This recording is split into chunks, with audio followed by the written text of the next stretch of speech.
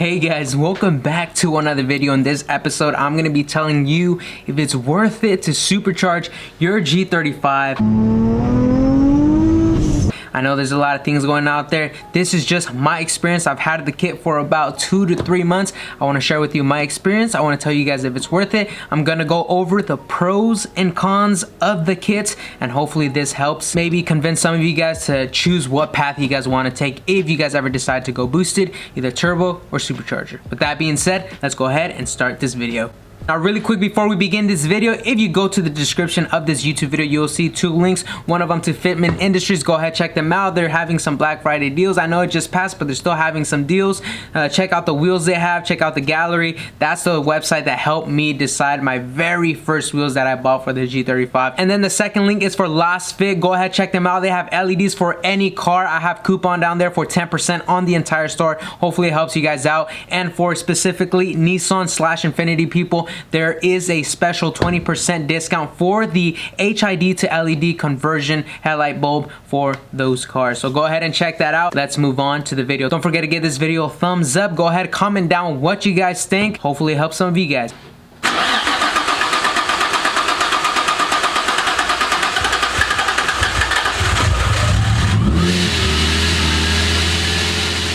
So in this video, like I said, we're gonna go over the pros and cons. So we are gonna go ahead and start with the pros. Let's talk about the good things about this Vortex supercharger kit, and one of the reasons includes why specifically I chose it. So reason number 1, and the reason I ended up choosing this kit specifically for my car, is because you guys know I am in a stock block, which means I have not opened up the engine and put forged internals inside of the engine, which makes the engine withstand more power. So it's stock from factory. So with that being said, reason number 1, the supercharger kit provides more reliable power versus than a turbo setup. And that reason is that if you look at the power band of a supercharger G35, you'll see that it has very linear power, meaning that you'll get more horsepower and a little bit less torque. Here's my dyno sheet that you guys can see. It's literally the definition of what it means to have linear power. It's literally a straight line like this. Now if you see a turbo dyno sheet, it's more like of an exponential. You get all this boost all at once, so which means it goes like this and then it goes whoo, like a roller coaster, and then it goes right down, right? The turbo setup will provide usually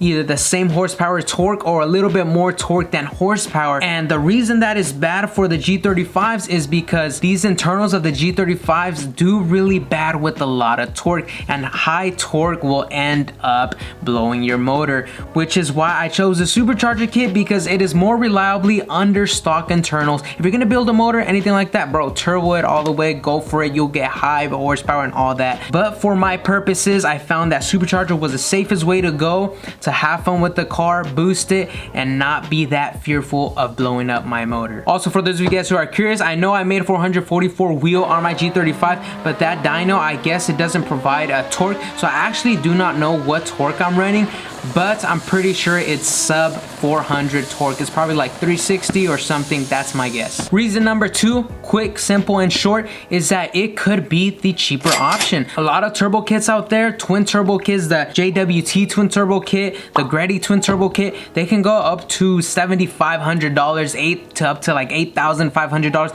They can get quite expensive compared to the supercharger, which is still a lot of money, at least to me, but it goes up to like, I think it starts out for around $6,500, so it is a little bit cheaper than the other. And of course it's gonna rack up because you need supporting mods and get a little bit mods here and there to support the whole kit, but the kit itself starts off at $6,500. A third good reason for this Vortex supercharger kit that I actually never expected, but it kind of just, as soon as I got it, I fell in love with, and I have to include this.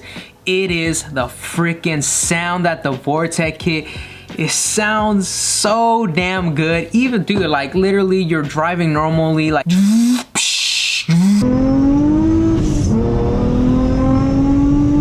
it just sounds like the blow off valve is freaking loud, and it sounds so good, man. Like I fell in love with this thing just hearing that, you know, like man.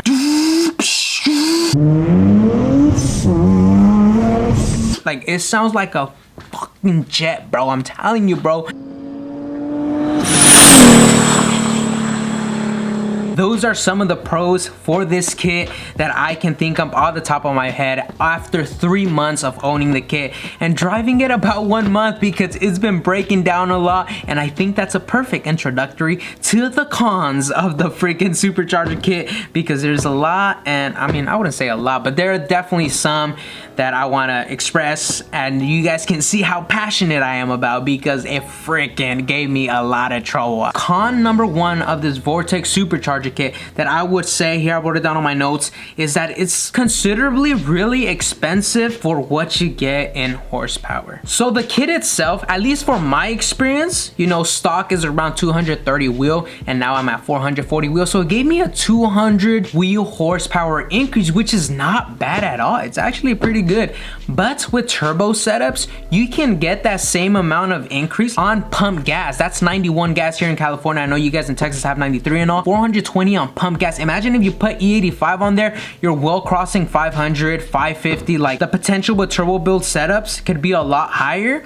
And with the supercharger kit, it kind of limits it, and it's still pretty expensive. If you guys want to know the total of what I spent, I made a video on it, but very briefly, I spent around $8,000 for everything. That's including the supercharger kit, supporting mods like oil coolers and injectors and all that, and including the tune. And I did buy the kit used, so that did save me money. So if you were to buy everything new, you could expect paying around $10,000, which is incredibly crazy for just getting that 200 horsepower gain. I almost, if this deal that I bought from Static Martin didn't show up, I would most likely not be boosted at this point. And reason number 2, okay, I'm actually gonna save that one for last because I'm very passionate about that one, but we're gonna go ahead and with this one. Con number 2 that I found out is same thing as the Pro, the sound. Let me explain. I know the sound sounds freaking gorgeous. I love the sound. But one of the reasons that I hate it is because I live here in California, and if you don't shut the fuck up here in California, you will get pulled over. The sound is extremely loud.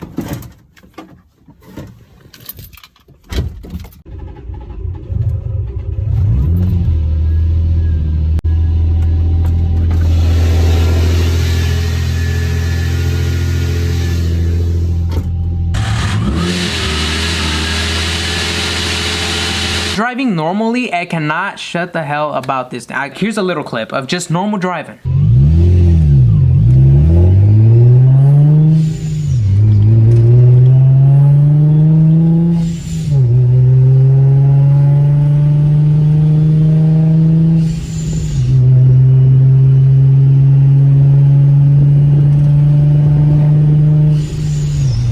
Yet alone, if I'm ripping it, the exhaust in the back plus the whistle in the front, it doesn't really bother me. It just bothers me because I live here in California and I really don't want to get pulled over. And reason number 3, which we will most likely end this list, those of you guys who have been following the channel, you guys know that this specific issue has been the enemy of my experience with this supercharger kit, and that is, I'm not gonna make it long, it is the belt issue that I've been having with the car, man. And I'm gonna show you clips and videos and all that. You guys know, you guys, even if you guys check Mike out, he's had issues with his supercharged G35 that he no longer has, he sold. But when he had it, he had belt issues with the serpentine belt, the main belt that goes in front of your engine. But I think his was a DE non-rev up. Mine's a rev up. It's a different bracket setup, a different pulley setup, and I haven't had any issues with the serpentine belt, but I have had so many damn issues with the damn cog belt. That's the belt that goes behind the supercharger blower that spins the blower. That's the one that's been spinning out, man. So the first time it ripped, it just ripped, and all I had to do was replace it, but I couldn't drive it till then, so it kind of sucked. But the second time that it ripped was what broke my heart. Not only did the belt rip, right? I was going on to my 3rd set of belts, and I actually have a 4th set of belt just in case. You never know what the hell happens. But when the second belt ripped, it ripped and it ended up burning off one of my wires and made them touch and caused a short, which ended up frying my ECU. From a belt issue to a fried ECU. Can you believe that, my guys? I had to freaking get tuned again, which I do not regret because I was able to buy a new charge pipe and I got more horsepower from it. But still, from a broken belt, I had a fried ECU, so I had to buy a brand new ECU. So in order for it not to happen again, I had to do some research. Why the hell did the belt slip out? What the hell's going on? So apparently, get this, guys, with the Vortec kit, the freaking bracket, bro, if you touch the bracket just right now, like, it's freaking hard. Like, it's strong material. But I guess under full throttle, when you're stepping on it, that bracket that holds the blower freaking flexes, like legit, like flexes. Like, what? Like, shouldn't this be an issue that freaking Vortec should address, or at least supply some kind of hardware or something? Like, come on, guys, come on, Vortec, step it up. But anyway, the freaking bracket flexes, and I think when the bracket flexes, it unaligns the pulleys, and for that split of a second, it freaking caused the belt to slip out a little bit, which caused it to rip halfway. So that's my best guess. So what did we do since then? We went ahead and added a bracket brace support that we were able to get from this guy called Craig Point over on Facebook, and he was able to sell it to me. It didn't fit how he sold it to me. I had to make a custom bracket and drill some holes and buy extra hardware, but we made it work at the end of the day. And ever since then, we made more PSI. We jumped from 10 PSI over to 12 PSI, and so far the belt has not been freaking flying away or ripping or anything. It has not been giving me any issues, so hopefully it fixed the problem. I don't want to jinx it or anything, but ever since then it's been running really good. But still, why wouldn't Vortec address this? But just make sure that your cog belt is not too tight. I heard that maybe I tightened it too tight. It's not too tight, okay? Make sure to buy that support brace right off the bat. You do not want it slipping out, and make sure your serpentine belt and pulleys are all well aligned and everything. Just make sure the belt is set up, okay? And I think you will have a pleasant time. But that was an issue, so I have to add it on this con list. With that being said, guys, those are the pros and cons. Let me know if you guys decide, okay, I'm definitely going turbo. I feel like most of you guys are gonna say that. But under stock internals, this kit is fantastic. Like I said, provides reliable linear power. The sounds amazing. Like, I love this car. It's freaking fun. Instant torque at 3,000 RPM. Boom, shoots you to the back of the seat. It sounds amazing. It feels amazing. Can't complain about it. But when it comes to the issues, fixing and things like that, just make sure you do it right from the first.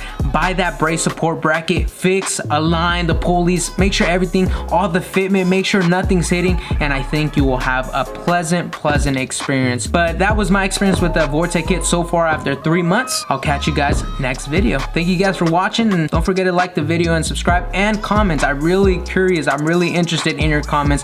What did you guys think? And if you guys have Vortec build setups out there, let me know how your experience has been. I'm really curious to see. I love hearing other stories. I won't make this any longer. I'll catch you guys next episode.